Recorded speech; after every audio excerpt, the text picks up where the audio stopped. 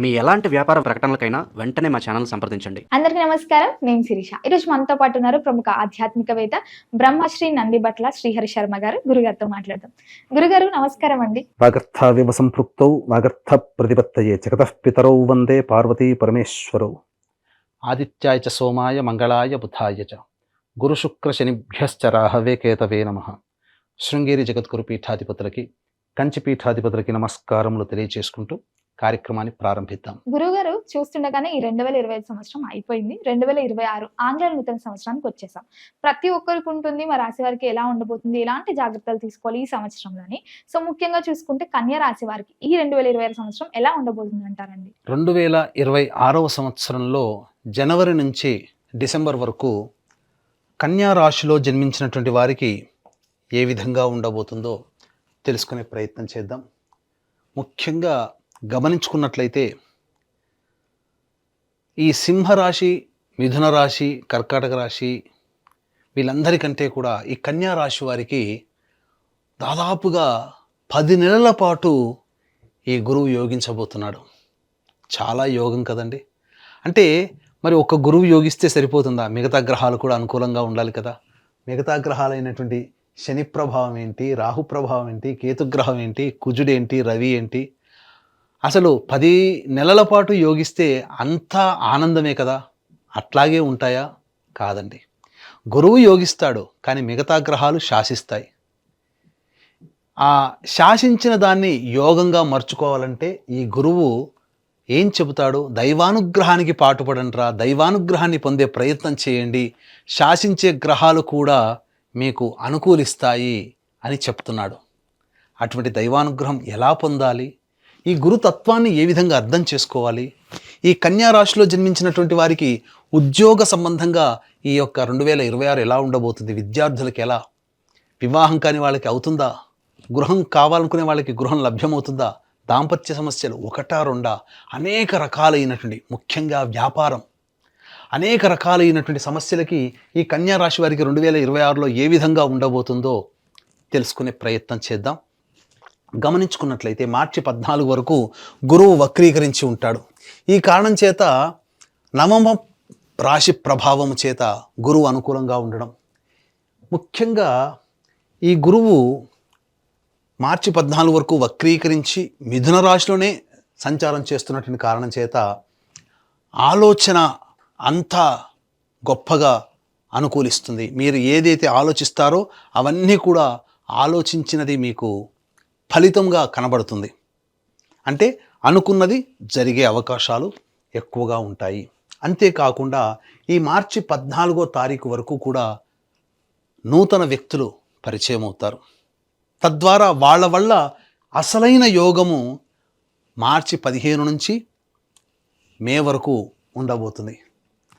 అలాగే రాశి మీద కూడా ఈ మార్చి 14వ తారీఖు వరకు ఉన్నటువంటి గ్రహ ప్రభావం చేత అన్ని విధాలుగా మీకు సంఘంలో పేరు ప్రతిష్టలు అనేటువంటివి పెంపొందించబడతాయి.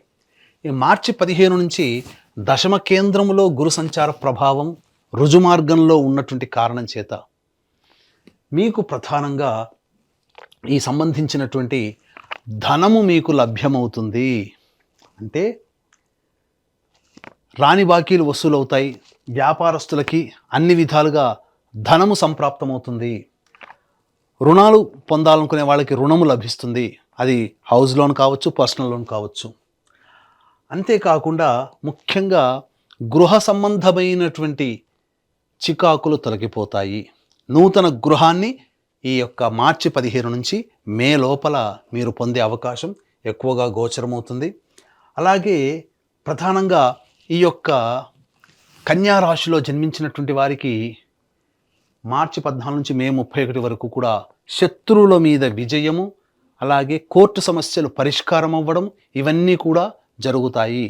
శత్రుపీడ నివారణ జరుగుతుంది. ఇక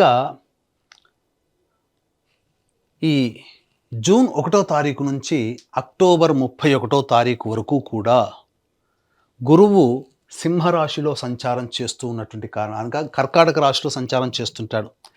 ఆ కారణం చేత అన్ని విధాలుగా యోగదాయకంగా, లాభదాయకంగా ఉంటుంది. నవంబర్, డిసెంబర్ మాత్రం ఖర్చులు అవుతాయి. జాగ్రత్తలు పాటించండి. అయితే సప్తమ శని ప్రభావము ఈ యొక్క కొన్ని కష్టాలు అంటే అలసత్వం, ఏ పని ఎందు చేయాలన్నా బద్ధకాన్ని ఇస్తుంది. అన్ని విధాలుగా గురువు మంచిగా యోగిస్తున్నాడు కదా, మనకేంటి ఇంకా ఇబ్బంది ఏంటి అనే భావానికి వెళ్ళిపోతారు. అక్కడే మీకు ఇబ్బందులు కలుగుతాయి. ఈ శని ప్రభావం మొదలవుతుంది. గురువు యోగిస్తున్నా శని శాసిస్తుంటాడు కాబట్టి మీరు సమస్యల వలయంలో చిక్కుకునే అవకాశం ఎక్కువగా ఉంటుంది. కాబట్టి జాగ్రత్తలు పాటించండి. ఇక విద్యా సంబంధముగా ఈ యొక్క కన్యా రాశిలో జన్మించినటువంటి విద్యార్థులకి ఉన్నత విద్యలో పరిపూర్ణత సాధిస్తారు. ప్రథమ శ్రేణి ఉత్తీర్ణత, పోటీ పరీక్షల్లో విజయాన్ని పొందుతారు అని చెప్పవచ్చు. రాహు ప్రభావం అనుకూలంగా ఉండడం, కేతువే చేసేటువంటి ప్రయత్నాల్లో కాస్త ఆటంకాలు అనేటువంటి ఎక్కువగా ఇస్తుంటాడు. కాబట్టి ఇటు శని ప్రభావము, ఇటు కేతుగ్రహ ప్రభావము కొంత అనుకూలంగా లేని కారణం చేత ఎంత గురువు యోగిస్తున్నప్పటికీ కూడా అక్కడ కొన్ని ఆటంకాలు ఉంటాయి. దైవానుగ్రహం ఇక్కడ కావాలి. ఈ సందర్భంగా దైవానుగ్రహాన్ని పెంపొందించుకునే ప్రయత్నము చేయండి. ఇక ఉద్యోగ సంబంధం అనేటువంటిది మనం ముందు తెలియచేసుకుందాం. ఏ సమయంలో ఉద్యోగం కోసం ప్రయత్నం చేయాలి, మిగతా సమయాలు ఏ విధంగా ఉండాలనే విషయం గురించి ముందు తెలియచేసుకుందాం. ఇక వివాహ సంబంధముగా గనక చూసుకున్నట్లయితే ప్రధానముగా ఈ యొక్క సంవత్సరం అవివాహితులకి సంపూర్ణముగా వివాహము నిశ్చయం అవుతుంది. అందులో సందేహమే లేదు. జాగ్రత్త పడండి. మంచిగా చక్కగా ఒక ఇంటి వారు అవుతారని చెప్పవచ్చు. జీవిత భాగస్వామితో ఆనందంగా జీవిస్తారు. ఇక దాంపత్య సమస్యలు కనుక చూసుకున్నట్లయితే ముఖ్యంగా జూలై వరకు కూడా జీవిత భాగస్వాములతో కానీ వ్యాపార భాగస్వాములతో కానీ కాస్త సంయమనం పాటిస్తూ వాళ్ళని సంతోషపెట్టే ప్రయత్నం చేస్తూ ఉంటే ఎటువంటి దాంపత్య సమస్యలు ఉండవు. ఆల్రెడీ దాంపత్య సమస్యలతో ఇబ్బందుల్లో ఉన్నారు అని అంటే ఆగస్టు నుంచి డిసెంబర్ లోపల మీరు విడిపోయిన దంపతులు కానీ దూరంగా ఉన్న దంపతులు మళ్ళీ ఒకటయ్యే అవకాశం ద్వితీయార్థంలో జూలై మంత్ తర్వాత మీకు ఉండబోతుంది. ఇక ఆరోగ్య విషయాన్ని గనక చూసుకున్నట్లయితే తరచూ అనారోగ్య సమస్యలు గురయ్యే అవకాశము ఈ యొక్క కన్యా రాశిలో జన్మించినటువంటి వారికి ఉండబోతుంది. కాబట్టి జాగ్రత్తలు పాటించండి. దైవానుగ్రహాన్ని పొందే ప్రయత్నం చేయండి.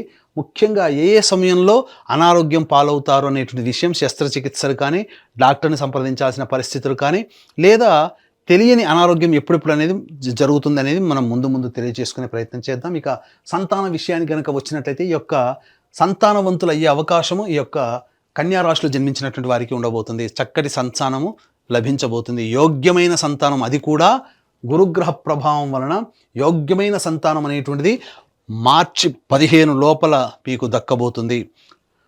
వివాహమైన వాళ్ళకి సంతానం అనగా కన్సీవ్ అవ్వడం కానీ లేదా సంతానం పొందడం కానీ మార్చి 15 లోపల అయ్యే అవకాశాలు ఎక్కువగా ఉన్నాయి అని చెప్పవచ్చు. ఇక విదేశీ యానానికి సంబంధించి చూసుకున్నట్లయితే జూలై నుంచి డిసెంబర్ మధ్య కాలంలో విదేశీ యానానికి అనుకూలంగా ఉంది. విదేశీ విద్యకి కానీ విదేశీ యానానికి కానీ లేకపోతే దూర ప్రాంత ప్రయాణములు చేసే అవకాశము ఎక్కువగా ఉన్నాయి ఆ యొక్క సెకండ్ హాఫ్ ఆఫ్ ద ఇయర్లో అని చెప్పవచ్చు. ఇక ఈ యొక్క కన్యా రాశిలో జన్మించినటువంటి వారికి ప్రధానంగా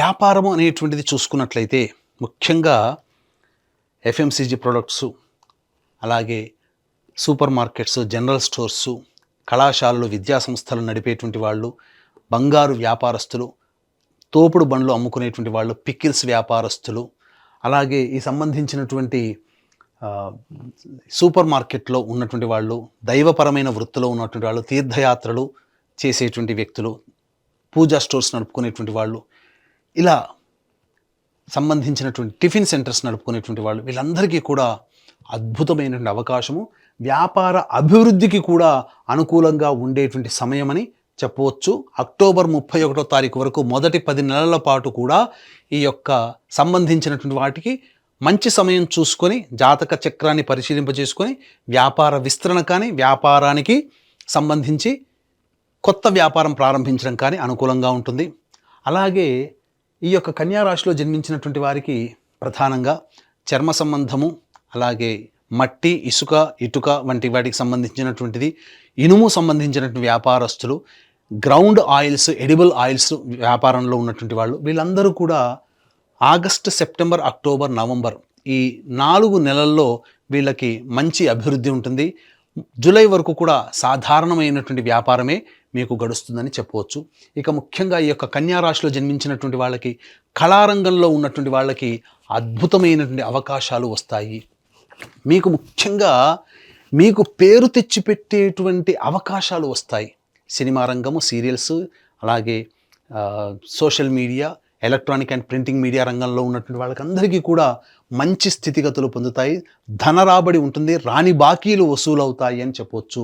ఈ యొక్క కన్యా రాశిలో జన్మించినటువంటి రైతులు సాధారణ పంటలు వేసుకున్న అధిక దిగుబడి కలుగుతుంది. వాణిజ్య పంటల జోలికి మాత్రం వెళ్ళబోకండి. సాధారణ శాస్త్రీయమైనటువంటి పంటల్ని వేసుకోండి. మంచి దిగుబడితో మీరు లాభాల బాటలో ఉంటారు అని చెప్పవచ్చు. ముఖ్యంగా ఈ రాశిలో జన్మించినటువంటి స్త్రీలు ముఖ్యంగా గమనించుకోవాల్సినటువంటిది, మీకు పేరు ప్రఖ్యాతులు పెరుగుతాయి, అదనపు బాధ్యతలు పెరుగుతాయి. అంతేకాకుండా మీరు ఏదైనా విద్య నేర్చుకోవాలి అనుకుంటారు కదా, ఆ విద్యని పరిపూర్ణత సాధించుకుంటారు. కళారంగంలో ఉన్నటువంటి స్త్రీలకి మంచి అవకాశాలు లభిస్తాయి. ఆఖరి నవంబర్, డిసెంబర్ నెలలు మాత్రం గడ్డు కాలంగా చెప్పవచ్చు. ఖర్చులు అధికంగా ఉంటాయి. అలాగే ఆరోగ్యం పట్ల శ్రద్ధ వహించాలి. ఎంత బాగున్నప్పటికీ కూడా ఏదో తెలియని అనారోగ్య సూచనలు మీకు ఎక్కువగా ఉంటాయి. డాక్టర్లు పరీక్షలు చేసుకుని అంతా బాగుంది అని అంటారు, కానీ శరీరం మాత్రం మీకు నిస్సత్తువగా ఉంటుంది. శరీరములో కొద్దిగా పనిచేసినా అలసిపోయే తత్వం ఉంటుంది. వివాహం కాని అమ్మాయిలకి వివాహాలు అవుతాయి. మీకు మీ యొక్క సర్వీసు ఎదుటి వాళ్ళకి వృధాగా పోతుంది తప్ప మీకు తిరిగి సహాయం చేసే వాళ్ళు ఉండరు. కాకపోతే మీకు సంఘంలో పేరు ప్రతిష్టలు పెరుగుతాయి. మీ డబ్బుని మీరు అధికంగా ఇబ్బడి ముబ్బడిగా చేసుకునే అవకాశాలు వ్యాపారస్తులకి, స్త్రీలకి మంచి అవకాశాలు లభిస్తాయి అని చెప్పవచ్చు. ఇంట బయట మీకు ఆనందంగా జీవించగలుగుతారు. కుటుంబంలో గౌరవ మర్యాదలు, సంఘంలో పేరు ప్రతిష్టలు, మీ మాట చెల్లుబాటు అవుతుంది. ఉద్యోగార్థులకి మంచి పదవితో కూడుకున్నటువంటి అభివృద్ధి అనేటువంటిది ఉంటుందని చెప్పవచ్చు. ఇక ఉద్యోగ సంబంధముగా చూసుకున్నట్లయితే, రాజకీయ సంబంధంగా చూసుకున్నట్లయితే అనేటువంటి విషయాల గురించి ముందు తెలియజేసుకుందాం. వీక్షించేటువంటి ప్రేక్షకులు కూడా ఇప్పుడు చెప్పినటువంటి సమస్యల కంటే కూడా ఇంకా ఎక్కువగా మీరు సమస్యలు ఎదుర్కొంటున్నారు అని అంటే మీ యొక్క జన్మజాతకంలో నడుస్తున్నటువంటి గ్రహ దశాంతర దశల ప్రభావము కూడా. కాబట్టి దగ్గరలోని మంచి ఉపాసనా పరులైనటువంటి జ్యోతిష్యులని సంప్రదించి వారి సలహాలు, సూచనలు కనుక పాటించినట్లయితే మరింత మెరుగైనటువంటి జీవితాన్ని పొందుతారని తెలియజేయవచ్చు. అలాగే ఇంతకుముందు మొదట్లో మనం చెప్పుకున్నట్టుగా ఒక గురువు ఒక్కడే బాగుంటే మిగతా గ్రహాలు శాసిస్తాయి. కాబట్టి ఆ గ్రహాల యొక్క అనుగ్రహం కూడా పొందాలి అంటే జాతకరీత్యా దైవానుగ్రహం తప్పనిసరి ఈ కన్యా రాశి వారికి. కాబట్టి ఇట్టి దైవానుగ్రహం అందరికీ అందించాలనేటువంటి ఒక సదుద్దేశంతో ప్రతి నెల ఒక పర్వదినములో, పుణ్యక్షేత్రములో మీ జాతకరీత్యా కలుగు అన్ని రకాల సమస్యల నివారణకి సర్వదోష నివారణ పూజలు, హోమాలు, ఆరోగ్యం కోసం మృత్యుంజయం, అలాగే శత్రుబాధ, కోర్టు సమస్యలకి సుదర్శన హోమము, వివాహం కాని వాళ్ళకి వివాహ సంబంధంగా హోమాలు, ఆరోగ్యపరంగా హోమాలు, అలాగే దాంపత్యపరంగా, ధనపరంగా సంబంధించినటువంటి లక్ష్మీ హోమాలు, ఇలా సర్వదోష నివారణ పూజలు, హోమాలు అనేటువంటివి జరిపించడం జరుగుతుంది. అవకాశం ఉన్న వాళ్ళు స్క్రీన్పై కనిపిస్తున్న నెంబర్కి కాంటాక్ట్ చేసి మీ గోత్రనామాదులు నమోదు చేసుకోవచ్చు. అలాగే ఇటువంటి అనేక రకాలైనటువంటి మంచి విషయాలు మీకు తొందరగా మీకు అందుబాటులోకి రావాలన్నా మన సంకల్ప మందిర్ అనే యూట్యూబ్, ఫేస్బుక్, ఇన్స్టా ఉంటుంది. వాటిని మీరు సబ్స్క్రైబ్ చేసుకున్నారంటే అన్నీ మీకు తొందరగానే మీకు అందుబాటులోకి వస్తాయి, నా ద్వారా అన్ని విషయాలు.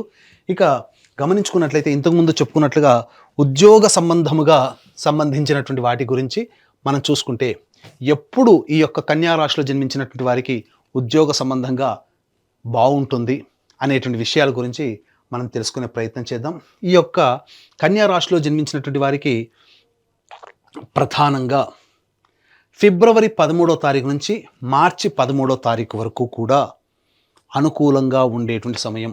ఈ సమయంలో మీరు ఉద్యోగాలు మారవచ్చు, కొత్త ఉద్యోగం వెతుక్కోవచ్చు, నిరుద్యోగస్తులకి మంచిది. అలాగే ఉద్యోగ సంబంధంగా శుభమైనటువంటి వార్త మీరు పొందుతారని చెప్పవచ్చు. అలాగే జూన్ 15వ తారీఖు నుంచి ఆగస్టు 16వ తారీఖు వరకు కూడా, జూన్ 15 టు ఆగస్టు 16 కూడా అనుకూలమైనటువంటి సమయము. ఈ సమయంలో కూడా నిరుద్యోగస్తులకి ఉద్యోగం కానీ లేదా కొత్త సంస్థల్లో ఉద్యోగం మార్పు కానీ చేసుకోవచ్చు. ఇక నవంబర్ 16 నుంచి డిసెంబర్ 15 వరకు కూడా ఈ సంవత్సరం అనుకూలంగా ఉంది. మిగతా సమయాలు మాత్రం ఏమాత్రం అనుకూలంగా లేదు. ప్రయత్నించి భంగపాటు పడేదానికంటే ఉన్న సంస్థల్లోనే మిగతా సమయాల్లో మీరు ప్రయత్నం చేసుకోండి, అక్కడే పని చేయండి. వ్యాపార విస్తరణకి కూడా ఇంతకుముందు చెప్పిన సమయాలే చాలా మంచి సమయంలో, మిగతా సమయాలు వ్యాపార విస్తరణకి అనుకూలంగా లేవు. ఇక గమనించుకున్నట్లయితే ఈ యొక్క కన్యా రాశిలో జన్మించినటువంటి వారికి మార్చి వరకు కూడా సంపూర్ణముగా అనుకూలంగా ఉండేటువంటి సమయము. ఇక ఏప్రిల్ మంత్ ఏదైతే ఉంటుందో జీవిత భాగస్వామితో, వ్యాపార భాగస్వామితో జాగ్రత్తగా మాట్లాడండి. మీరు ఎవరితో కలిసి పనిచేసినా ఆ సమయంలో మీకు తగాదాలు వస్తాయి. ఇక మే 1 నుంచి జూన్ 19వ తారీఖు వరకు ఆరోగ్యపరంగా జాగ్రత్తలు పాటించండి. అనారోగ్య సమస్యలు వస్తాయి. డాక్టర్ని సంప్రదించే ప్రయత్నం కలుగుతుంది. శస్త్రచికిత్సలు జరిగే అవకాశం ఉంటుంది కాబట్టి జాగ్రత్తలు పాటించండి. ఇక జూన్ 20 నుంచి ఆగస్టు 1వ తారీఖు వరకు కూడా న్యాయ సంబంధమైనటువంటి పోరాటాలు కానీ లేదా ప్రభుత్వ పరంగా పన్నులు కట్టాల్సినటువంటి పరిస్థితి కానీ ఏర్పడుతుంది. ఆగస్టు 2 నుంచి సెప్టెంబర్ 17వ తారీఖు వరకు కోపం అధికంగా ఉంటుంది. ప్రతి పనిలో చికాకులు అనేటువంటివి ఉంటాయి. కాబట్టి కాస్త ప్రశాంతంగా ఉండే ప్రయత్నం చేయండి. సెప్టెంబర్ 18 నుంచి నవంబర్ 11వ తారీఖు వరకు కూడా అన్ని విధాలుగా శుభదాయకంగా ఉంటుంది. నవంబర్ 11 నుంచి డిసెంబర్ వరకు కూడా మీకు అనవసరంగా ఖర్చులు, వృధా ప్రయాణాలు అనేటువంటివి ఉంటాయి కాబట్టి జాగ్రత్తలు పాటించండి. తర్వాత చెప్పొచ్చేది ఏమిటంటే ఈ యొక్క కన్యా రాశిలో జన్మించినటువంటి వారికి ప్రధానంగా మంచి శుభ ఫలితాలే ఉంటాయి. దైవానుగ్రహం తప్పనిసరి. ఇట్టి దైవానుగ్రహం కోసం మీరు ప్రధానంగా ఈ సంబంధించినటువంటి ప్రతిరోజు కూడా కాలభైరవాష్టక పారాయణము, అలాగే దత్త కవచము ప్రతిరోజు రోజుకి 3 సార్లు పఠించండి. ఇవి చేసినట్లయితే సంపూర్ణంగా కన్యారాశి వారికి పరిస్థితులన్నీ అదుపులో ఉంటాయి. లేదా ఇంకా సమస్యలు అధికంగా ఉన్నాయంటే మన పీఠం ఆధ్వర్యంలో ఎలాగో ప్రతి నెల జరిగేటువంటి సర్వదోష నివారణ పూజల హోమాల్లో సంవత్సరం పాటు జరిగేటువంటి కార్యక్రమాల్లో 1 సంవత్సరం పాటు మీరు నమోదు చేసుకోవచ్చు. గురుగారు, మొత్తం మీద ఈ 2026లో కన్యా రాశి వారికి ఎలా ఉండబోతుంది, ఎలాంటి జాగ్రత్తలు తీసుకోవాలో తెలియజేసినందుకు ధన్యవాదాలండి. ఈ వీడియో కనుక మీకు నచ్చినట్లయితే లైక్ చేయండి, షేర్ చేయండి, సబ్స్క్రైబ్ చేయండి. మీ విలువైన కామెంట్ని పొందుపరచండి. సర్వం శ్రీ ఉమామహేశ్వర పరబ్రహ్మార్పణమస్తు. ప్రస్తుతం మనతో పాటు ప్రముఖ ఆధ్యాత్మికవేత్త, జ్యోతిష వాస్తు పండితులు, లలితాదేవి ఉపాసకులు బ్రహ్మశ్రీ నానాజీ పట్నాయక్ గారు ఉన్నారు. గురువుగారితో మాట్లాడేద్దాం. నమస్కారం గురుగారు. శ్రీమాత్రేయ.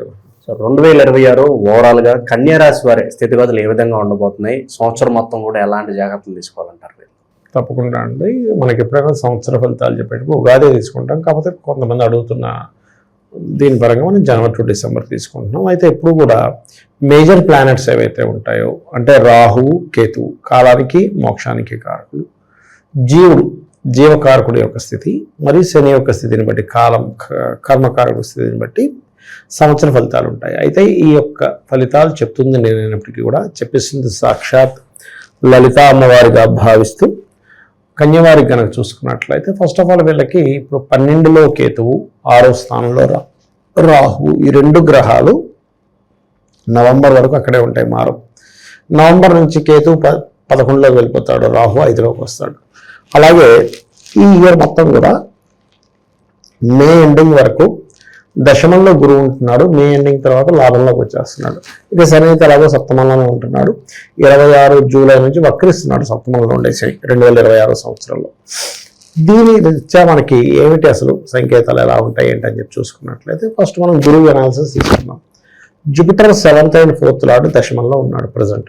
దీనివల్ల ఏంటంటే వీళ్ళు ఏదైనా ఒక విద్యా సంబంధించినటువంటి విషయంలో ఇతను అంటే ఈ జాతకుడు కావచ్చు, జాతకురాలు కావచ్చు, వీళ్ళు లేదా వీళ్ళ జీవిత భాగస్వామి ఎవరైతే ఉంటారో వీళ్ళిద్దరికీ ఏదైనా ఒక కోర్స్ చేసి ఉద్యోగంలో ఒక స్టేజ్కి వెళ్ళాలనేటువంటి ప్రయత్నం ఏదైతే ఉంటుందో అది బాగుంది, దానిలో ఎటువంటి ఇబ్బంది లేదు.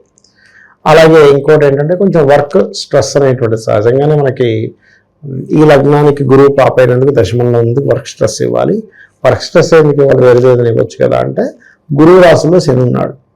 సో ఆ శని కూడా ఎలా అంటే రాహు యొక్క ఎనర్జీస్ తీసుకున్న శని, ఆ శని యొక్క ఎనర్జీస్ తీసుకున్నటువంటి గురువు. దీనివల్ల ఏమవుతుంటుందంటే వీళ్ళు చేసేటువంటి జాబ్లో కనబడిన శత్రువులు వీళ్ళని ఇబ్బంది పెట్టడం, ఏమిట్రా ఇంత స్ట్రెస్ అయిపోతుంది అనుకోవడం, వర్క్ చేయాల్సిందే చేసి రావడం, నలుగురికి ఇవ్వాల్సిన పని ఒక్కడికి ఇవ్వడం, ఇట్లాంటివి కొంత స్ట్రెస్లు ఉంటాయి. మరి దీనికి ఏమిటి రెమెడీ ఏమిటి అంటే 3 గ్రహాల దగ్గర రాహువు, శని, గురు గ్రహాల దగ్గర దీపారాధన చేయడము, ఓం మాణిక్యం ఒకటాకార జానుద్వై విరాజితాయ నమః చేసుకుంటే ఖచ్చితంగా బాగుంటుంది. ఇక మిగతా శని, రాహు, కేతువుల యొక్క స్థితిగతుల వల్ల ఏమిటి, ఇక్కడ ప్రధానంగా గురువు యొక్క స్థితి ఎప్పుడైతే 9లో ఉన్నారో, గురు దృష్టి ఎప్పుడైతే ఉందో ఫైనాన్షియల్ గ్రోత్ ఉంది, దానిలో ఇబ్బంది ఏం లేదు. కాకపోతే కేతు 12లో ఉన్నాడు కాబట్టి ఇక్కడ ఏమవుతుందంటే మనకి ఫైనాన్షియల్ గ్రోత్ వచ్చినప్పుడు మనం ఇన్వెస్ట్మెంట్స్ చేస్తుంటాం అక్కడ ఇక్కడ. కేతు 12లో ఉన్నందుకు ఇన్వెస్ట్మెంట్స్ విషయంలో చాలా జాగ్రత్తగా ఉండాలి, ముఖ్యమైన ఇన్వెస్ట్మెంట్స్ విషయంలో. ఎందుకంటే ఈ 12వ స్థానం అనేది ఇన్వెస్ట్మెంట్స్, వ్యసనాలు, మనం ఎక్కడికైనా విదేశాలకు వెళ్ళడం లాంటివి. కాబట్టి వీళ్ళు పట్టుకున్న వ్యసనాల జోలికి వీలైనంత మటుకు దూరంగా ఉంటే మంచిది. రెండవది ఇన్వెస్ట్మెంట్స్ అనేవి ముఖ్యంగా మంగళ ఆదివారాలు అస్సలు పెట్టకూడదు, అది ప్రధానంగా. ఎందుకంటే రవికి సంబంధించిన రాశుల్లో ఉన్నాడు కాబట్టి. అదేవిధంగా విదేశాలకు వెళ్ళేటువంటి విషయంలో అవకాశం వస్తేనే వెళ్ళాలి తప్పితే వీళ్ళందరూ వీళ్ళేదో అక్కడ పోయి మన అవకాశాలు వెతుక్కుందాంలే అనుకుంటే వీళ్ళ పర్సనల్ చార్ట్లో కనుక విదేశాలకు వెళ్ళడం ద్వారానే ఇబ్బంది ఉంటే మరింత ఎక్కువ ఇబ్బంది ఇస్తుంది ఇక్కడ. బికాజ్ ఆఫ్ ఇక్కడ ఎప్పుడైతే 12వ స్థానం విదేశీ స్థానం అండి, 12వ స్థానం కనుక ఎవరికైనా బాగుంటే విదేశాలకు వెళ్తారు, అక్కడ లైఫ్ బాగుంటుంది. సో ఇది ఇప్పుడైతే గోచారం అయితే అనుకూలించట్లేదు. వాళ్ళ పర్సనల్ చార్ట్లో విదేశీ యోగం ఉంటే కొంచెం విలువలు దానంగా ఇచ్చి ముందుకు వెళ్ళొచ్చు, అది ప్రధానంగా. ఇక వీరికి గురువు ఎప్పుడైతే మారుతున్నాడో, లాభంలోకి వస్తాడో జూన్ మాసం నుంచి, అక్కడి నుంచి కొంతవరకు వీళ్ళకి ఏంటంటే వివాహ సంబంధించిన విషయాల్లో కొంత ప్రోగ్రెస్ రావడము. కాకపోతే ఇక్కడ ఏంటంటే మనకి వివాహ స్థానాన్ని మనం చూసుకోవాలి. వివాహ స్థానంలో ఎప్పుడైతే శని ఉన్నాడో ఇది కొంచెం ఏంటంటే ఇష్టపడిన వారిని వివాహం చేసుకోవడము, ఆన్లైన్లో చూసి పరిచయాలు పెంచుకొని వాళ్ళిద్దరి మధ్యన ఒక ప్రేమ పుట్టి దాని తర్వాత వివాహం చేసుకోవడము, ఇటువంటివి ఏర్పడతాయి. ఎందుకంటే రాహు శని రాశుల్లో ఉంటూ రాహు యొక్క శని యొక్క ఎనర్జీస్తో సప్తమం ఫిలప్ అయింది కదా. కాబట్టి అలాగే గతంలో ఏవైతే చిన్న చిన్న మిస్అండర్స్టాండింగ్స్, డిస్ప్యూట్స్ ఉన్నాయో అవి క్లియర్ అవ్వడము, ఎప్పటి నుంచో బంగారం కానీ లేకపోతే ఒక ప్రాపర్టీ కొనుగోలు చేయడం కానీ, వాహనం కొనుగోలు చేద్దాం అనుకునేటువంటి వారికి ఈ జూన్ లోపల అంటే మే ఎండింగ్ లోపల చాలా అనుకూలంగా ఉంది చెప్పాలంటే. కాకపోతే ఏంటంటే కొంచెం సంతానం విషయంలోని, షేర్ మార్కెట్స్ విషయంలోని, అలాగే ఫ్రెండ్స్ విషయంలోని ఏదైనా కొత్త ఐడియా చేసేటప్పుడు కొంత జాగ్రత్తగా ఉండాలి. బికాజ్ ఆఫ్ ఇక్కడ ఏంటంటే ఈ పంచమాధిపతి అయినటువంటి ఐడియా కారకుడు అయినటువంటి శని భగవానుడు ఎక్కడున్నాడంటే మీకు చూడడానికి మీనంలో ఉన్నాడు 7వ స్థానంలో, కానీ వెనకాతలేమో రాహు, ముందునేమో నీచిపడిస్తాను. అందుకని ఏదైనా నిర్ణయాలు ప్రధానంగా కొన్నిసార్లు ఎలా అవుతుంది అంటారండి, నేను మొన్న ఒకసారి విన్నా, వాళ్ళ పాపకి ఏదో అయింది, హెల్త్ ఏదో అయిందంటే ఇవాళ రేపు అంతా కమర్షియల్ అయిపోయేసరికి అసలు ఏమీ లేకపోయినా మీరు ఆపరేషన్ చేయించాలని ఆపరేషన్ చేశారు, ఉన్నదానికంటే ఇంకా పాడేది. అందరూ అలా ఉంటారని చెప్పట్లేదు, చాలామంది డాక్టర్లు చాలామంది అసలు ఆపరేషన్ లేకుండా ఎలా చేయాలి, మన అవతల వాళ్ళకి ఇబ్బంది పడకుండా ఎలా చేయాలని చాలా సహృదయంతో సర్వీస్ మోటోలో ఉండే వాళ్ళు ఉంటారు. కానీ కొంతమంది సొసైటీలో అన్ని రంగాల్లో ఉన్నారు, ఆస్ట్రాలజీలో ఉన్నారు, వాస్తులో ఉన్నారు, మెడికల్ రంగాల్లో ఉన్నారు, మరియు అదేవిధంగా మనకి చూసుకున్నట్లయితే మెకానిక్స్లో కూడా ఉన్నారు. అంటే ఇది ఈ రంగం ఆ రంగం అని కాదు, ప్రతి రంగంలో ఇట్లాంటివి ఉన్నాయి. కాబట్టి ఈ కన్యారాశి వారు ప్రధానంగా సంతానానికి హెల్త్ సంబంధించిన విషయంలో తొందరపాటు నిర్ణయాలు తీసుకోవద్దని చెప్తున్నారు.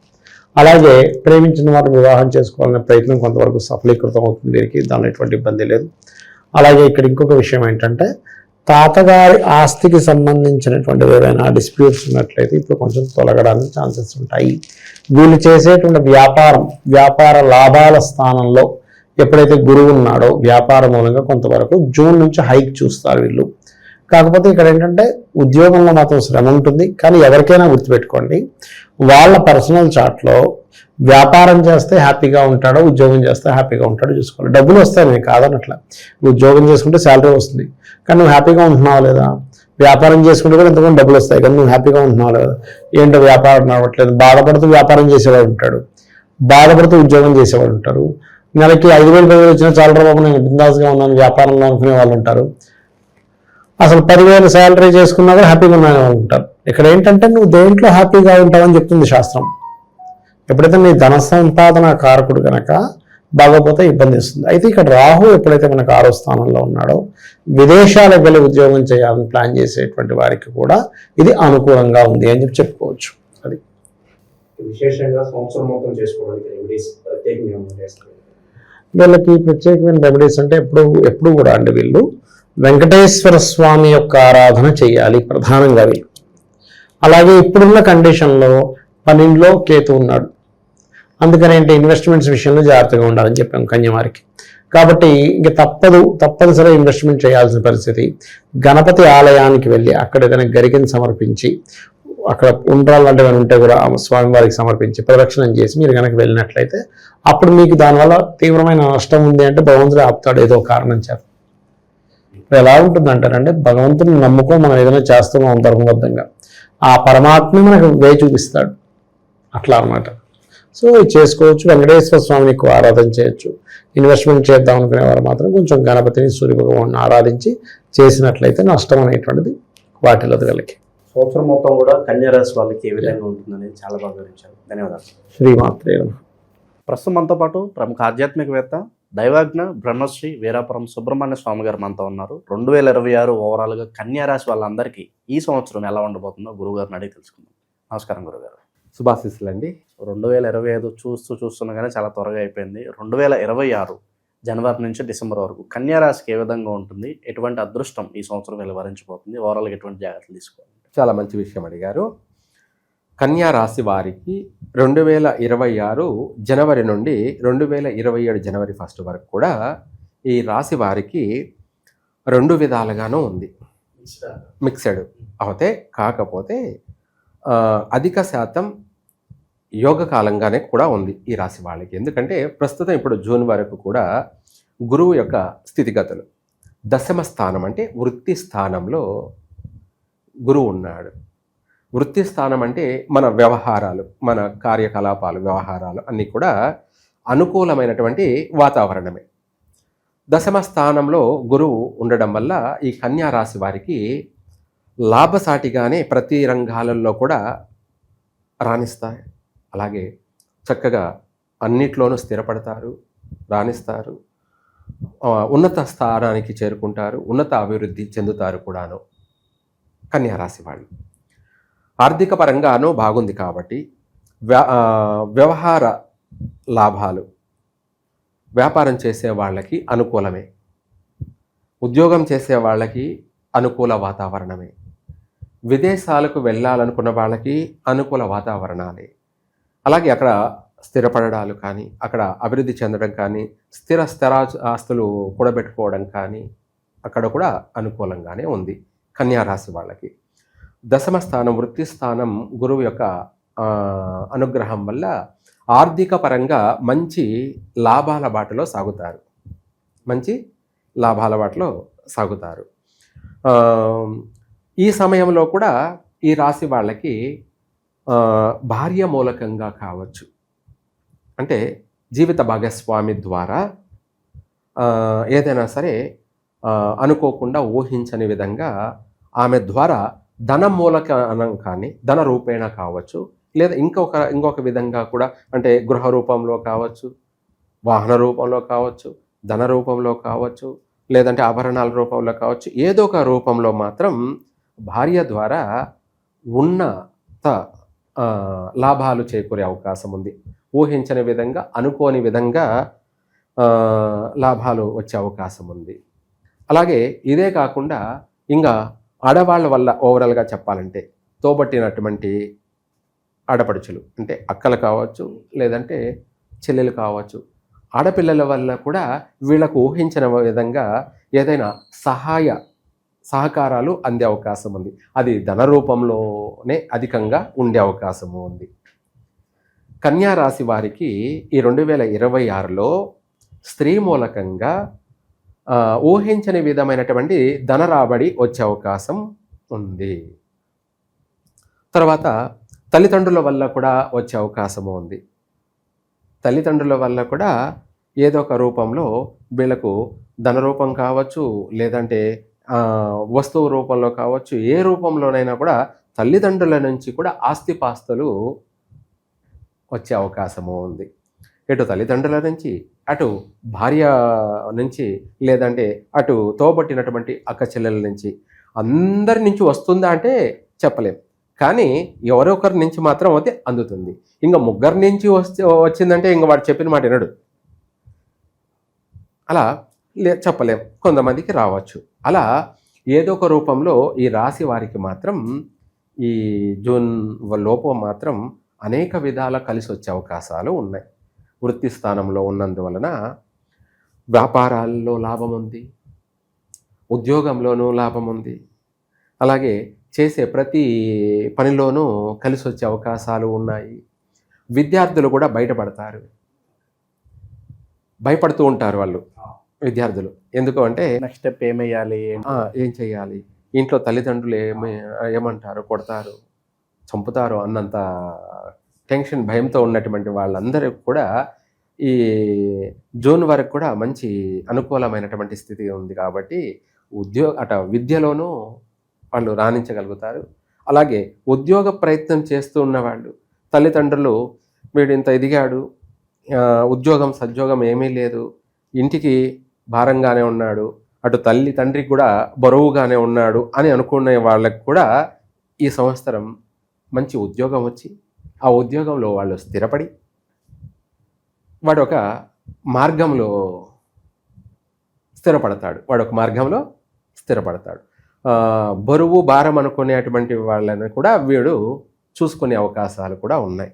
అంటే తల్లిదండ్రుల్ని కానీ భార్యను కానీ అనే విధాల అలాంటి మంచి అవకాశాలు కూడా వీళ్లకు ఉన్నాయి. వాటిని కూడా వీళ్ళు సద్వినియోగపరుచుకుంటారు. అనేక విధాల కూడా ప్రతి అవకాశాన్ని అందిపుచ్చుకుంటారు, స్థిరపడతారు. గృహయోగము ఉంది వీళ్ళకు, వివాహ యోగము ఉంది, సంతాన యోగం కూడా ఉంది, మంచి సంతాన యోగం కూడా ఉంది. కాకపోతే 7వ ఇంట శని ఉండడం వల్ల కూడా కాస్త కొంతమందికి సంతాన విషయంలో గర్భస్రావం జరిగే అవకాశాలు ఉన్నాయి. లేదంటే అధికంగా స్త్రీ సంతాన ప్రాప్తి కలిగే అవకాశము ఉంది. లేదంటే పుత్ర సంతానం కలిగినట్టు అయితే కాస్త ఒడిదుడుకులు కలిగే అవకాశము ఉన్నాయి ఇటు సంతాన విషయంలో. మిగతా రంగాలలో చూసుకుంటే ఉద్యోగ రంగాలలో ఎవరు ఏ ఉద్యోగ రంగాలలో ఉన్నారో వాటన్నిటిలో కూడా మంచి గుర్తింపు పొంది ప్రశంసా పత్రాలు పొంది, ఇందాక మనం చెప్పుకున్నట్టుగా ప్రతి దాంట్లో కూడా అవార్డులు, రివార్డులు, మూమెంట్లు, ఇలాంటి సన్మానాలు, సత్కారాలు, అనేక గుర్తింపు లభించే అవకాశం ఉంది. 10 మందిలో మంచి పేరు ప్రఖ్యాతులు సంపాదించుకుంటారు. తర్వాత ఇదే గురువు కర్కాటక రాశిలోకి భాగ్యస్థానంలోకి మారుతూ ఉన్నాడనమాట. 11వ ఇంట రావడం వల్ల కొంత మధ్య రకమైనటువంటి ఫలితాలు. మధ్య రకం అంటే మనము అనుకున్నది, ఆశించింది, మనం చేసే హై ఎక్స్పెక్టేషన్ లేకపోవచ్చు, కానీ కష్టే పలి. ఒక మాటలో చెప్పాలంటే కష్టే పలి. కొంతమంది అనుకుంటుంటారు ఏమని,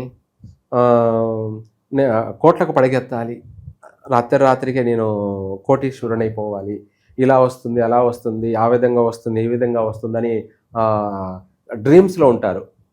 కలలు కంటూ నిద్రపోతూ ఉంటారు, కలలు కంటూ పనిచేస్తూ. అటువంటి వాళ్లకు ఆ తర్వాత రివర్స్ అయ్యే అవకాశాలు ఉన్నాయి. రివర్స్ అంటే మనం అనుకున్నది ఒకటి, జరిగింది ఇంకొకటి అన్నట్టుగా మళ్ళీ నష్టాలు జరిగే అవకాశాలు కూడా ఉన్నాయి. కానీ కాకపోతే అధికమైన భారీ నష్టాలు కాదులేండి.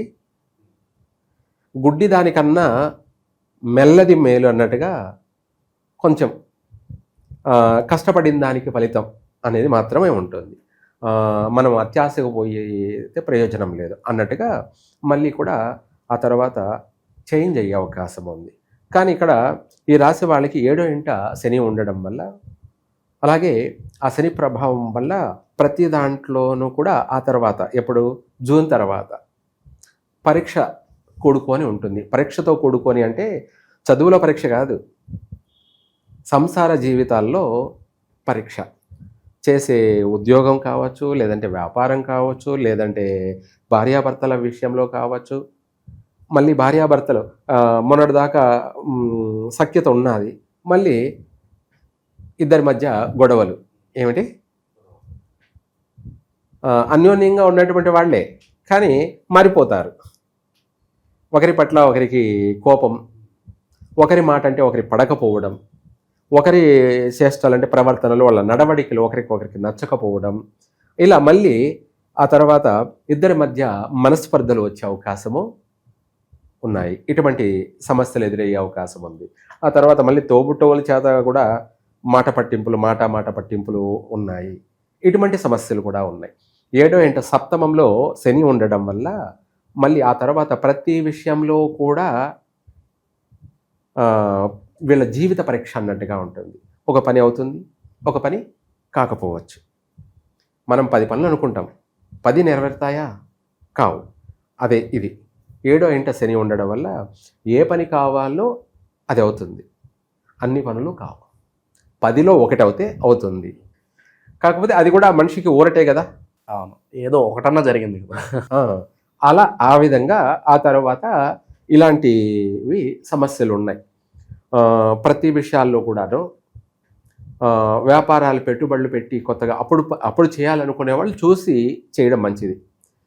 ఎప్పుడు జూన్ తర్వాత డిసెంబర్ వరకు కూడాను ఏదైనా కొత్త వ్యాపారాలు, అది అందులోనూ పెద్ద వ్యాపారాలు అంటే పెద్ద పెట్టుబడులు పెట్టి చేసే వ్యాపారాలు. మన శృతి స్తోమత మించి చేస్తుంటారు కదా కొంతమంది. ఇప్పుడు ఆ వ్యాపార నిమిత్తం ఒక 5 లక్షలు, 10 లక్షలు, 20 లక్షలు అంటే పెట్టచ్చు. అదే 2 కోట్లు, 5 కోట్లు, 10 కోట్లు అంటే అప్పుడు ఆలోచించాలి. ఎందుకు అంటే తొందరపడి ఆ సంపాదించింది కూడబెట్టుకునిందంతా మళ్ళీ పోగొట్టుకోకుండా అప్పుడు అనుభవజ్ఞులైనటువంటి పెద్దలని, తల్లిదండ్రులు కావచ్చు, లేదంటే పెద్దవాళ్ళు స్నేహితులు లేదా పెద్దవాళ్ళు కావచ్చు, లేదా వీటన్నిటికన్నా మించి గురువులు, పండితుల్ని సంప్రదించి వాళ్ళ సంప్రదింపులు వల్ల వాళ్ళ యొక్క గైడెన్సీ ఏమిటి, వాళ్ళ సూచించినటువంటి మార్గాల్ని వీళ్ళు ఫాలో అవుతూ దాన్ని ఆ ప్రకారంగా నడుచుకున్నట్టు అయితే నష్టాలు లేకుండా మళ్ళీ స్థిరమైనటువంటి జీవితము, అలాగే మంచి సాఫీగా ప్రశాంతంగా కుటుంబ జీవనము, వ్యాపార లావాదేవీలు, ఉద్యోగంలో స్థిరమైనటువంటి ఉద్యోగము, స్థిరంగా ఉంటారు. అంటే మనము జూన్ వరకు ఒకలా, జూన్ తర్వాత ఇంకొకలా లేకుండా మనము మంచి సలహాలు తీసుకుంటూ ఏం చేయాలి, ఏం చేయకూడదు, ఎలా నడుచుకోవాలి అనేది కొన్ని విషయాలు మీకు తెలిస్తే అదే పాటించుకోవచ్చు, మంచి మార్గం. తెలియనప్పుడు అనుభవజ్ఞమైనటువంటి వాళ్ళ సలహాలు తీసుకొని వాళ్ళని సంప్రదించి ఆ సలహాలు పాటించడం వల్ల కూడా మీరు కష్టం అంటూ తెలియకుండానే డిసెంబర్ వరకు కూడా 3 పూలు 6 కాయల్లానే యథాస్థానంలోనే, స్థిర స్థానంలోనే, మంచి ఉన్నత స్థానంలోనే, అన్ని రంగాలలో కూడా ఉన్నత రంగంలో స్థిరపడగలుగుతారు. 10 మందికి ఆదర్శంగా మీరు ఉంటారు. అలాగే మీరు ప్రశాంతంగా ఉంటారు. ఒక 10 మందికి మీరు ఒక దిక్చూచి ఆదర్శవంతులుగాను ఉంటారు. అన్ని విషయాలలో కూడా రాణించగలుగుతారు. స్థిరమైనటువంటి జీవితాన్ని గడుపుతారు. సుఖంగా సౌఖ్యంగానే జీవితం అనేది కొనసాగుతుంది. మళ్ళీ కన్యా రాశి వారికి అయితే ఈ రాశి వారికి 7వ ఇంట శని ఉండడం వల్ల ఎక్కువ శాతం సుబ్రహ్మణ్య స్వామిని ఈ కన్యా రాశి వాళ్ళు ఆరాధించడం, సుబ్రహ్మణ్య స్వామికి అభిషేకాలు జరిపించడం కానీ, లేదంటే సుబ్రహ్మణ్య స్వామికి పాలతోనే కాకుండా, పంచామృతాలతోనే కాకుండా విభూతితో కూడా అభిషేకం, దాన్ని భస్మాభిషేకం అంటారు. ఏమంటారు? భస్మాభిషేకం. ఇంకా తిరుగులేదనమాట.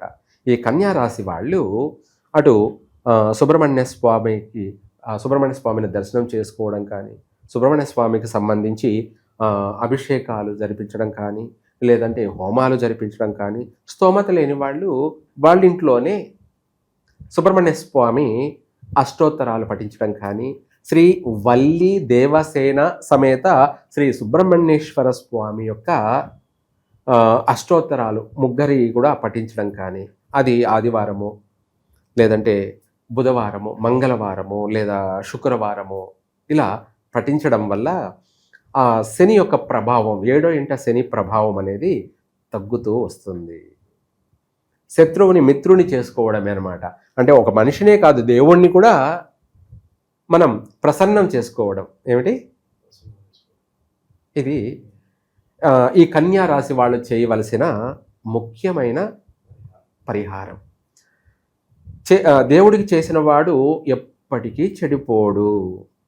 మనిషికి చేస్తే చెడిపోతాడేమో కానీ దేవుడికి చేసిన వాడు ఎవ్వరూ ఎప్పుడు చెడిపోరు, బాగుపడతారే తప్ప చెడిపోయేది ఉండదు. కాబట్టి ఎవరైనా దైవాన్ని నమ్ముకోండి.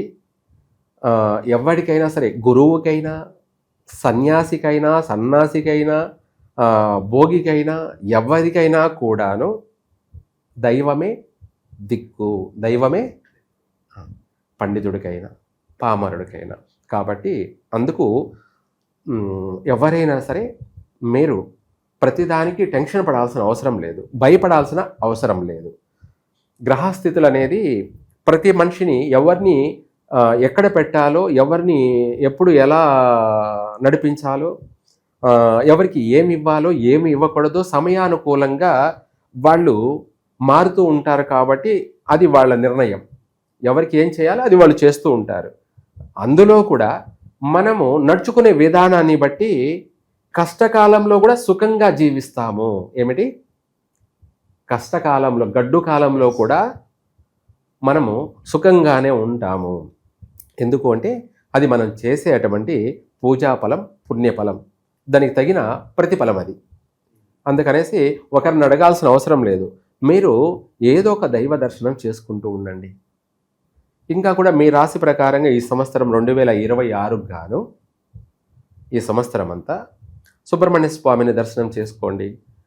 చెప్పాను కదా, మనం వ్యక్తిగతంగా ఇంట్లోనే, మనం గుడికి వెళ్ళే సమయం లేదనుకోండి, ఇంట్లోనే పొద్దున్నే నిద్రలేవగానే స్నానం చేసుకొని మీరే అష్టోత్తరం చేసుకోండి. సుఖంగా ఉంటారు, మనశ్శాంతిగా ఉంటారు, ప్రశాంతంగా ఉంటారు.